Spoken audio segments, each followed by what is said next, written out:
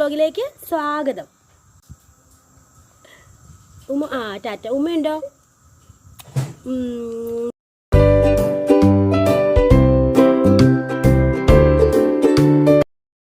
ഇന്നേ പതിവില്ലാതെ 5:30 ആയപ്പോൾ ഞാൻ അടുക്കളയിൽ കയറി. ചുമ്മാതെ ഏട്ടാ, 5:30 ഒരിക്കലും നേരത്തെ എണീക്കാറില്ല. ഇതിന് കാരണക്കാരൻ ആരാന്നറിയോ? എൻ്റെ ഉണ്ണിക്കുട്ടൻ. കാലത്ത് എന്നാ ഉണ്ടാക്കുമെന്ന് നോക്കിയപ്പോൾ മുന്നിൽ കണ്ടതേ നമ്മുടെ ചിരട്ടപ്പുട്ട് കിട്ടി. എന്നാ ഉണ്ടാക്കിയേക്കാന്ന് വിചാരിച്ചു. രാവിലെ ജോർജ് കുട്ടിക്ക് വെക്കേഷൻ കോഴ്സിന് പോകാനുള്ളത് കൊണ്ട് അതിൻ്റെ പരിപാടികളൊക്കെ ആയിട്ടുള്ള പാത്രങ്ങൾ തേച്ച് കഴുകും പരിപാടിയൊക്കെ രാവിലെ ഒന്ന് ഒതുക്കി.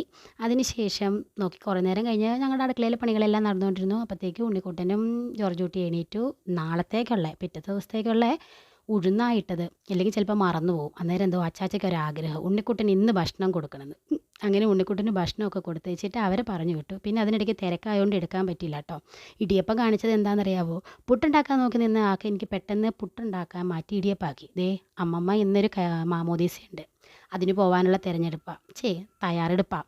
അതെല്ലാം കഴിഞ്ഞ് വെച്ചിട്ട് ഞാൻ എൻ്റെ പണിയെല്ലാം കഴിഞ്ഞിട്ടാണ് ഞാൻ കുളിക്കുള്ളൂ കേട്ടോ. കുളിയെല്ലാം കഴിഞ്ഞ് നട്ടുച്ചയായപ്പോൾ കുളി കഴിഞ്ഞു. അന്നേരം എന്തുകൊണ്ട് 10 മണിക്ക് ഉണ്ടാവേണ്ട പൂവാണ് ആ വിരിഞ്ഞ് തന്നത്. നോക്കിയപ്പം മമ്മി സാമ്പാറും നല്ല വാഴച്ചുണ്ട് കറി ഓൾറെഡി ഉണ്ടാക്കി വെച്ചിട്ടുണ്ടായിരുന്നു. ഞാനങ്ങനെ മടിച്ചായിട്ട് മാറി നിൽക്കുമായിരുന്നു. അപ്പം മമ്മി എല്ലാ പണിയും തീർത്ത് കഴിഞ്ഞപ്പോൾ ഉണ്ണിക്കുട്ടനെ കളിപ്പിക്കാനുള്ള സാധനങ്ങളായി നിരന്ന് കിടക്കണതെല്ലാം. ഇതെന്താണെന്നറിയാവോ? പിള്ളേരെ അതിങ്ങനെ പറിക്കുകയോ ഓട്ടിക്കുകയോ ഒക്കെ ചെയ്തുകൊണ്ടിരിക്കുമ്പോൾ അവരുടെ ഒരു ആക്ടിവിറ്റി ആയിക്കോളും. എത്ര അടിച്ചിട്ടാലും കണ്ടോ ഇങ്ങനെ നിരന്ന് കിടക്കണം. ഇതെല്ലാവരുടെയും വീട്ടിൽ ഇതൊക്കെ തന്നെയാണ് അവസ്ഥ. അവന് കൊടുത്ത ഭക്ഷണവും പാത്രങ്ങളും എല്ലാം കഴുകി പറക്കി ഞാൻ ഇപ്പുറം വന്നപ്പോഴത്തേക്കും തോണ്ടേ അമ്മമ്മയും കൊച്ചും അപ്പച്ചയും കൂടെ കിടന്ന് ഉറങ്ങാനുള്ള പരിപാടി നോക്കിക്കൊണ്ടിരിക്കണം. നല്ല സുഖമായിട്ട് ഉറങ്ങണം നോക്കിക്കുക ഒരു സന്താനം. രാത്രി എൻ്റെ ഉറക്കം കളഞ്ഞിട്ട് അപ്പച്ച ഫോണൊക്കെ നോക്കി അവിടെ ഇരിപ്പാട്ടോ. ഇതെല്ലാം കഴിഞ്ഞപ്പോൾ ഞാൻ എൻ്റെ ലോകത്തിലേക്ക് കയറാൻ പോവുകയാണ്. കണ്ടില്ലേ എന്ത് ഭംഗിയാന്ന് നോക്കിക്ക്. ആഹാ, എത്ര അടുക്കും ചിട്ടയുള്ള മുറിയില്ലേ. എൻ്റെ സ്വന്തം ക്രാഫ്റ്റ് മുറി. തയ്യൽ മെഷീനും തയ്യൽ പരിപാടിയും ക്രാഫ്റ്റ് പണിയൊക്കെ ഇതിനകത്താട്ടോ. എന്താ ഭംഗിയെന്ന് നോക്കിക്ക്. അപ്പോഴാണ് ഓർത്തത് ഇന്ന് നമുക്ക് വിഷു ഒക്കെ അവരെയല്ലേ, എന്നാൽ മുല്ലപ്പൂ ഉണ്ടാക്കിയാലോ എന്നൊരു തോന്നൽ വന്നത്. നോക്കിക്ക്, നമ്മുടെ സ്വന്തം ടിഷ്യൂ പേപ്പർ കൊണ്ട്. അല്ലാണ്ട് ഇപ്പോൾ ഈ മുല്ലപ്പൂ പോയി ഉണ്ടാക്കി കൊണ്ടുവരാനൊക്കെ നടക്കുകയല്ല. അപ്പോൾ വിഷു ഒക്കെ ആവാറായി. എന്നാൽ ഇനി മുല്ലപ്പൂ ഒന്ന് ഉണ്ടാക്കി നോക്കി വെറുതെ അപ്ലോഡ് ചെയ്തേക്കാമെന്ന് വിചാരിച്ചു നമ്മുടെ ക്രാഫ്റ്റ് ചാനലിനകത്ത്. അപ്പോൾ അതിന് നോക്കിക്കൊണ്ടിരിക്കുന്ന പരിശ്രമങ്ങളായി കണ്ട 1-2 വീഡിയോസ് യൂട്യൂബിൽ തന്നെ കണ്ടു കേട്ടോ. എന്നിട്ടാണ് ഞാൻ ഈ സംഭവം സെറ്റാക്കി എടുത്തത്. സത്യമായി പറയുന്നതല്ലേ എപ്പോഴും ശരി. അതൊന്ന് കണ്ട് ഒന്നുകൂടെ പ്രാക്ടീസ് ചെയ്തിട്ടാട്ടോ ഇത് ഉണ്ടാക്കുന്നത്. കണ്ടില്ലേ, കണ്ടു കഴിഞ്ഞപ്പോൾ സംഭവം സെറ്റപ്പായേ. ഏതായാലും പെയിൻ്റൊക്കെ ചെയ്തിട്ട് അതിനെ ചുറ്റി എടുത്ത് കെട്ടിപ്പെറുക്കി.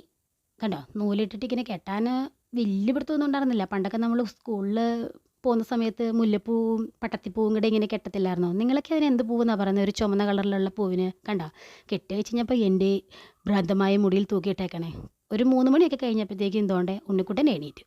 അവനെ സ്ഥിരം ആക്ടിവിറ്റി ഇല്ലാട്ടോ, ഇതൊരു പുതിയ സാധനമായിട്ട് കൊടുത്തതാണേ. കണ്ടോ, ഇങ്ങനെ പറിക്കുക ഒട്ടിക്കുക. പക്ഷേ കയ്യിൽ നിന്ന് പോകണ്ടേ. കണ്ടോ, എറിഞ്ഞു കൊള്ളു ഓട്ടയ്ക്കാൻ നോക്കുക. പറഞ്ഞിട്ട് ഒട്ടിയിരിക്കുന്ന സാധനം പോകണില്ല പാവം.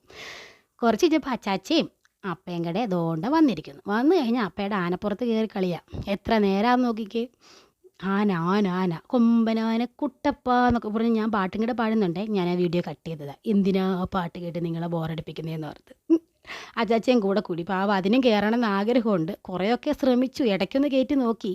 എന്നാലും ഒത്തിരി നേരം കയറ്റാൻ അപ്പയ്ക്ക് പറ്റില്ല. അപ്പയ്ക്ക് ചെറിയ നടുവേദനയുണ്ട്. ഇത് ഇരുട്ടൊക്കെ ലൈറ്റില്ലാഞ്ഞല്ല കേട്ടോ. ഒറിജിനലായിട്ട് രാത്രി വൈകുന്നേരം ചായ കുടിയൊക്കെ കഴിഞ്ഞിട്ട് ഞങ്ങൾക്ക് സന്ധ്യ ആകുമ്പോൾ ഇതുപോലെ ഞങ്ങളുടെ ഊഞ്ഞാക്കെട്ടിൽ പോയിരുന്നൊരു വർത്താനം പറച്ചിലും കളിയും മേളവും ഒക്കെ ഉണ്ട് എല്ലാവരും കൂടെ. ദോണ്ടേ അങ്ങനെ ഇന്നത്തെ ഒരു ദിവസം വൈകുന്നേരമായി. രാത്രിയായ ഉണ്ണിക്കുട്ടൻ്റെ കുളിയും ജപവും പരിപാടികളും എല്ലാം കഴിഞ്ഞ് അതേ അമ്മമ്മ TV ഒക്കെ കാണാൻ വന്നിരിക്കുന്നു. ഉണ്ണിക്കുട്ടനെ നടക്കാനുള്ള പരിശീലനം. ഞങ്ങൾ ഇച്ചിരി മടിയനാട്ടോ, പെട്ടെന്നൊന്നും നടക്കാനോ ഉദ്ദേശമൊന്നുമില്ല. അങ്ങനെ മടിയൊക്കെ കഴിഞ്ഞപ്പോൾ അച്ചാച്ച അതേ സ്വന്തം പരിപാടികളിൽ ഇറങ്ങി. അച്ചാച്ചയ്ക്ക് ക്രാഫ്റ്റ് പണി ഭയങ്കര ഇഷ്ടമാട്ടോ. എന്തൊക്കെയോ പരിപാടിയാണ്, എന്തോ വിമാനം ഉണ്ടാക്കുക എന്നൊക്കെ പറയുന്നത് കേട്ടു.